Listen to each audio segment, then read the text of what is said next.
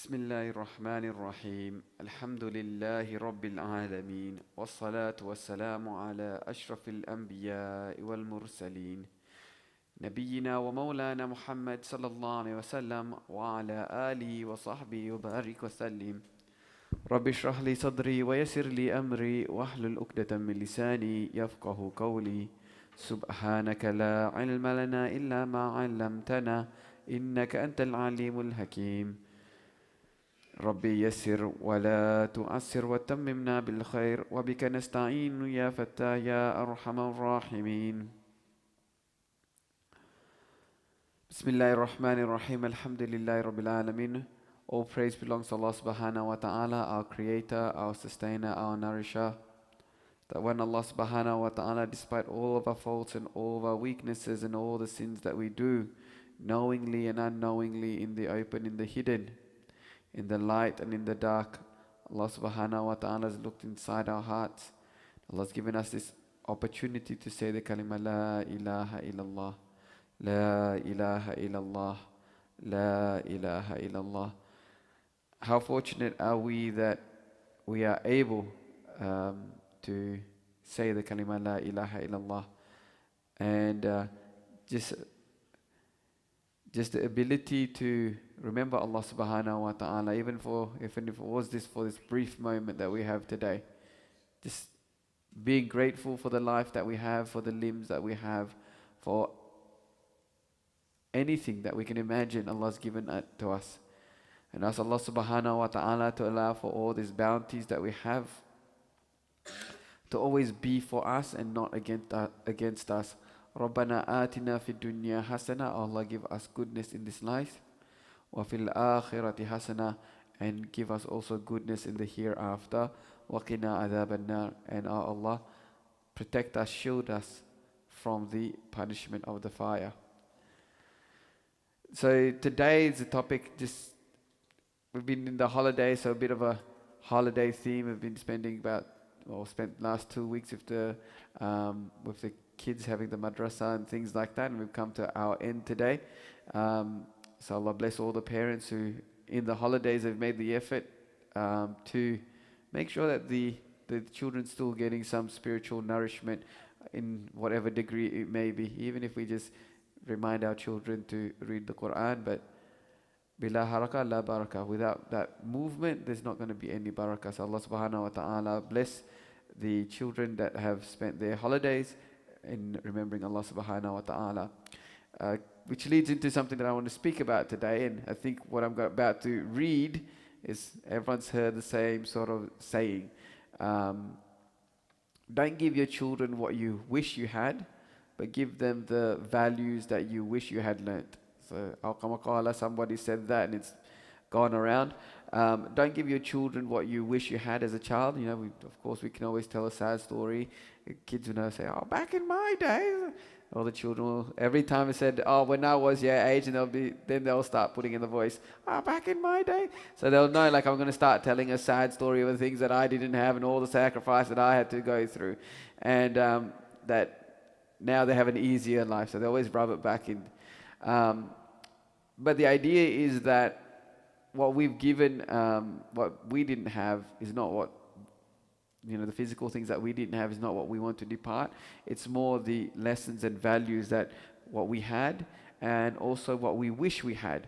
Because sitting here, we know, if you got any beard on you, you know that if you knew what you knew today, 20, 30, 40 years ago, we probably have like the billionaires row at the front here, and every single masjid probably have like a couple billionaire rows, just because the wisdom that we would have had at a younger age.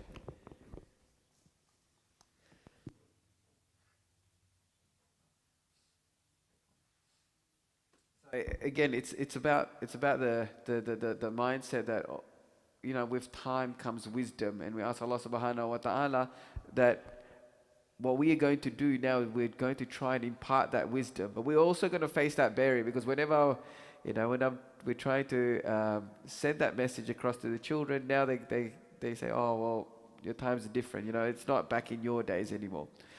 But we look at the Prophet sallallahu alaihi wasallam. When we look at the life of the Prophet, we know that he was a teacher. He's always a teacher. Everything that our life revolves around the life of the Prophet sallallahu alaihi wasallam. You know, every lesson today I'm going to talk about children, and it's everything that has to do with the Prophet sallallahu alaihi wasallam and how the Prophet interacted. So the Prophet sallallahu alaihi wasallam is and will always be our greatest teacher. He inspired the generation that he had, and also the generations to come, to become the best versions of themselves. Now, when we look at the Maqasid al-Sharia, we look at the 5 higher objectives in Islam. Why is the Sharia, why is Islam out there? One of it is to protect our lineage. Okay? One of it to protect our lineage. And typically we'll think about, we say protecting our lineage, like protecting from their health so no one gets hurt and things like that. Right? Or no one that we know, we also know that, okay, this is my child and my child and my child, right? So that's part of the Maqasid Sharia. That's why very important when a lady gets divorced and a husband passes away, we have that period of iddah, the numbered amount of months where she can't leave the house. Again, all of that comes down to protecting of lineage. Right, so that we know who's the child and so on and so forth. But what we also need to see is that the lineage is whether that lineage is going to be beneficial for me or not. Is my children going to be beneficial for me? So when we look at the high objective of Islam and we talk about lineage, we're going to look at our children. Are they going to become a benefit for me today and also when I pass away? And we know a lot of the wiring of human beings occurs in the developmental stage, and it peaks up in the puberty. So as our children are growing and they come to puberty, that's when it's sort of peaking and they're learning and they're hardwiring themselves. That's where it comes to, and it's a crucial time for us to shower them, to actually show them a lot of love and mercy that they need.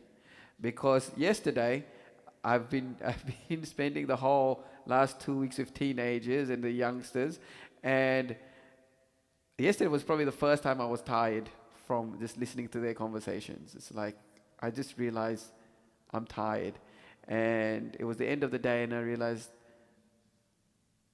it was very easy for me to just tell them to, like, all right, just shut up now, just be quiet. I've had enough of you guys. And the Prophet ﷺ came to my mind. What did the Prophet ﷺ do? What would the Prophet ﷺ do? Is this what the Prophet ﷺ would have said? So I kept quiet, and it was like the first time where I'm going through a situation where I know if I told them to be quiet, then they'll be quiet. Out of respect, they'll be quiet for me. But they're enjoying their company. All right, they're enjoying their company with one another, and for me to tell them to be quiet, which they would respectfully do, I'm taking away joy from them. So I'd rather that with me, within my control, I'm showing love and I'm showing mercy, and that their memory with me is a memory of happiness, not a memory of Imam Luqman telling them to be quiet every single time. So that's what the Prophet ﷺ had done. A lot of the incidents with the Prophet ﷺ, it's they are reminded of joy with the Prophet ﷺ. So maybe it wasn't like direct interaction with the Prophet, wasn't a huge thing with the Prophet ﷺ. So when the Prophet ﷺ entered into Medina and the children are out there singing and doing Tala al-Badru alayna, and they're all excited. The Prophet didn't tell them to go, all right, come sing for me, and then you're going to, because you're singing, you're going to be really, really happy, right? The Prophet ﷺ heard them singing, and this is an expression of love, an expression of joy. And when we see expressions of love and joy from our children, or from a youngster, or from our student, even though we may not understand it, what did the Prophet ﷺ do? He said, when the Prophet came close to them, the Prophet said, do you love me? They said, yes, we love you. And the Prophet ﷺ says, and I love you too. So this is the expression of happiness that's coming out from the children to the Prophet ﷺ. And the Prophet realized that I need to reciprocate this happiness. Very easy. Like when we teach class, the children will be very loud. Dylan, yes? They get very loud. And you want to get the job done, right? So you got a job to do. And the easiest thing is to what, Dylan? What do you do? What's the easiest thing to get them to be quiet? What is it? Yeah. Oh, no, but then you're a great teacher.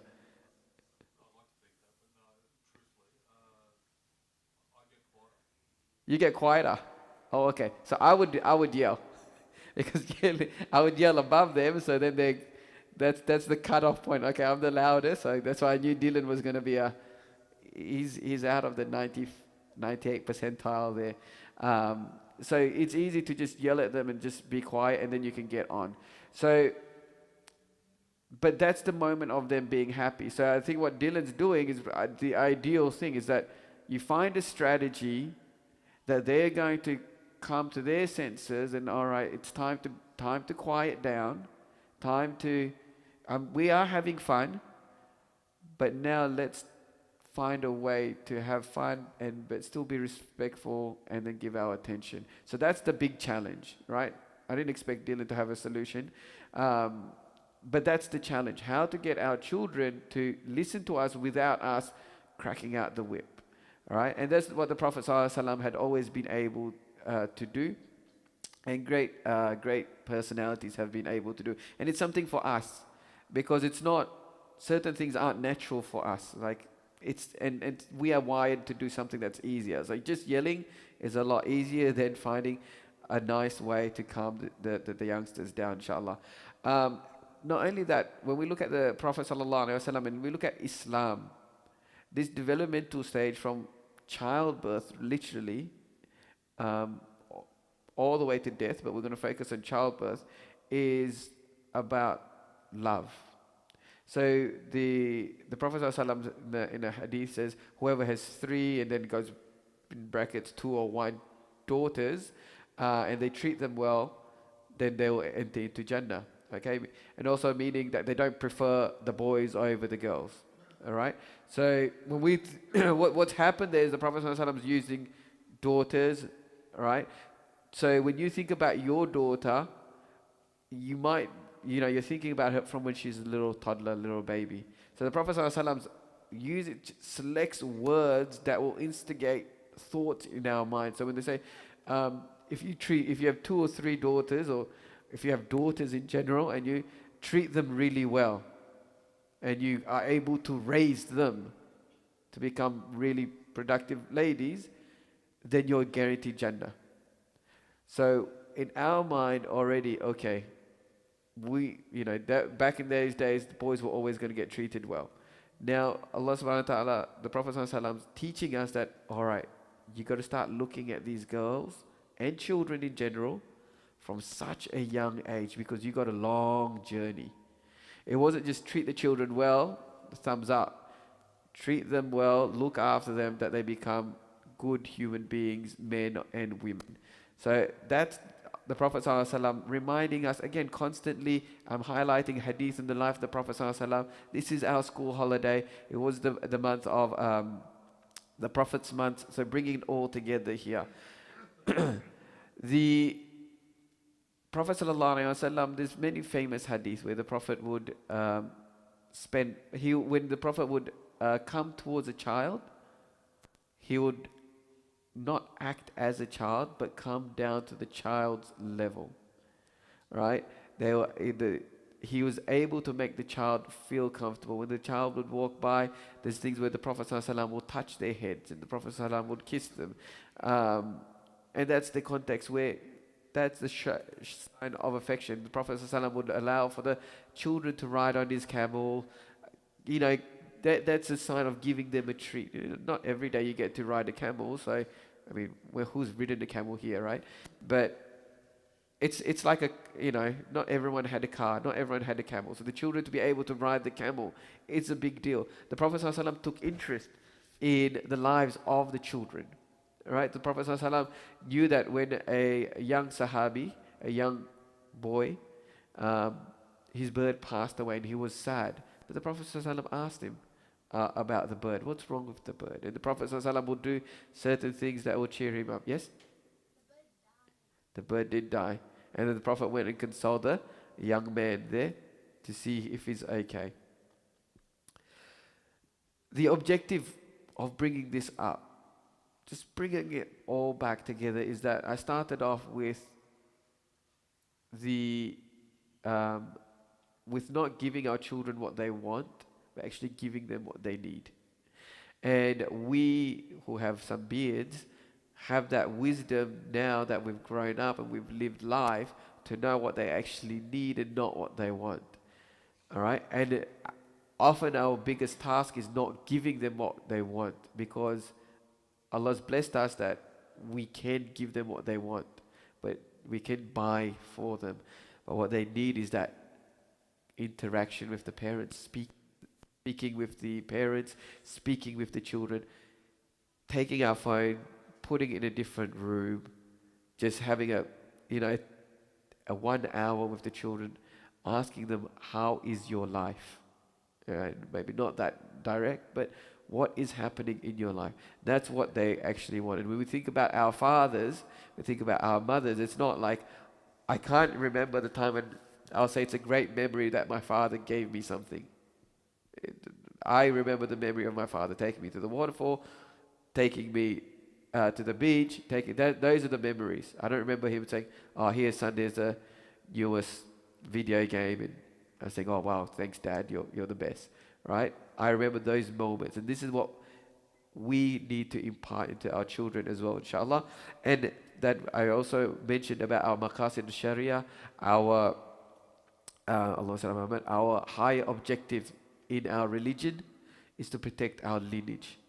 One is to protect that we know who our children is, and so on and so forth, but also that our children will become a pleasure for us, something that a sadaqatul jariyah for us, a reward that continues to continue for us and not a burden for us.